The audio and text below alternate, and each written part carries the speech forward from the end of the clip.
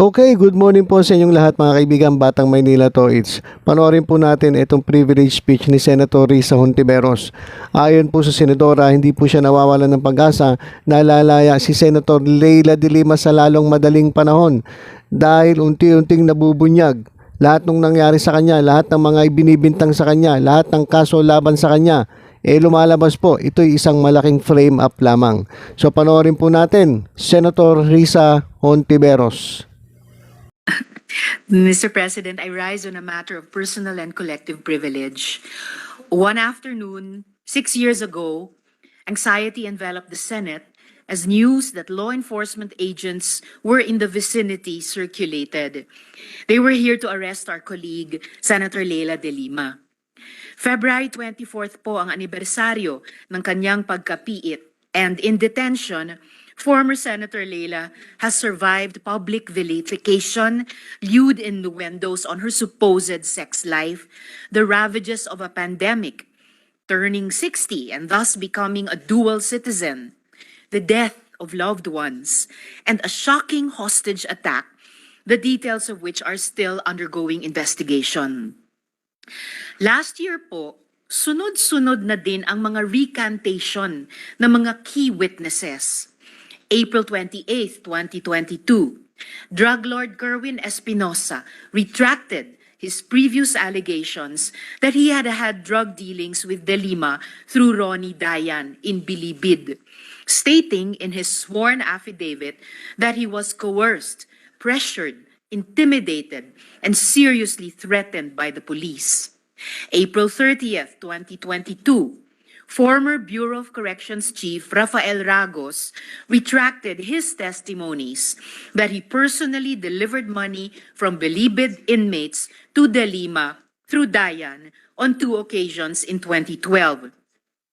He claimed that then Justice Secretary Vitaliano Aguirre coerced him, quote, to admit something that did not happen, close quote. May 13th, 2022, Ronnie Dayan, the former bodyguard of De Lima and a co-accused, also recanted his allegations. He claimed he was told by the late House Justice Committee Chair Reynaldo Umali to lie about receiving drug money for De Lima. And June 1, 2022, De Lima's camp shared copies of the 2 counter-affidavits of Marcelo Adorco, another government witness, executed in 2020 and 2022, in which he also withdrew his testimonies against the senator. Adorco said he was forced to make the claims for fear of his life. Ang pinakamahalagang recantation ay yung kay former Bureau of Corrections Chief Rafael Ragos. Sa pagrecant ni Chief Ragos, there is no longer any evidence against Sen Leila to prove that she was involved in the illegal drug trade in Bilibid. There are other developments that bear upon the case of our former colleague, Mr. President. In Reyes versus Director or whoever is in charge of Camp Bagong Diwa, the Supreme Court granted Ms. Gigi Reyes's petition for habeas corpus, stating that her continued incarceration, quote, has become oppressive, thus infringing upon her right to liberty, close quote. It said that, quote, while the writ is generally not available to a person whose liberty is under custody of an officer under process issued by a court or judge, when such custody becomes vexatious, capricious, and oppressive, amounting to an infringement on the constitutional right to speedy trial of an accused, the writ of habeas corpus may be provisionally availed of, close quote. The right to speedy trial, dear colleagues, is an actionable right. It is a right afforded to all citizens, and a right that Senator Leila may legitimately avail of. This is not about being in the opposition. This is not about the past or present administrations. This is simply the invocation of a human right that all Filipinos are entitled to.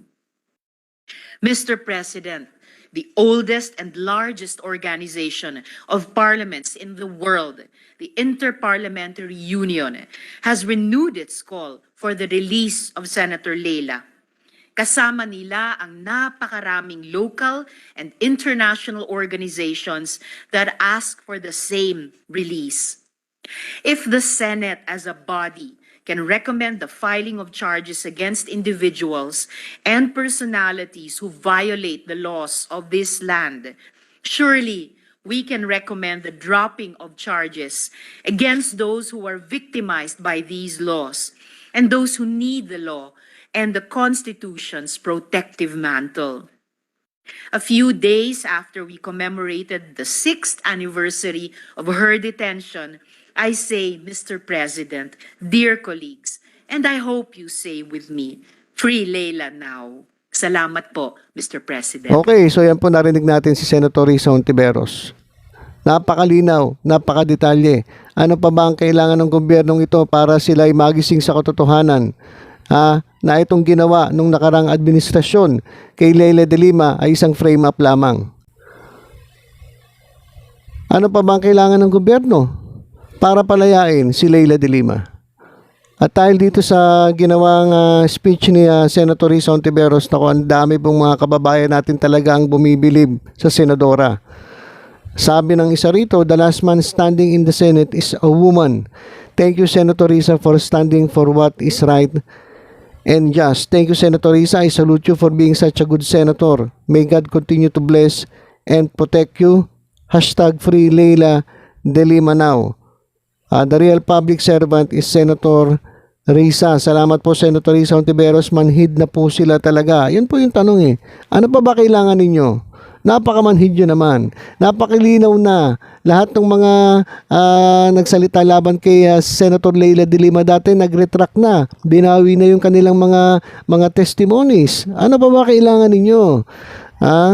Sobrang injustice talaga ang ginawa sa kanya. Kailangan ma-release na siya. Salute to you, Senator Hontiveros, for being a good senator na ang focus ay ayon sa sinumpaang katungkulan ang gumawa ng batas para sa kapakanan ng bayan. Wishing lahat ng senators ay may kaisipan na kagaya mo.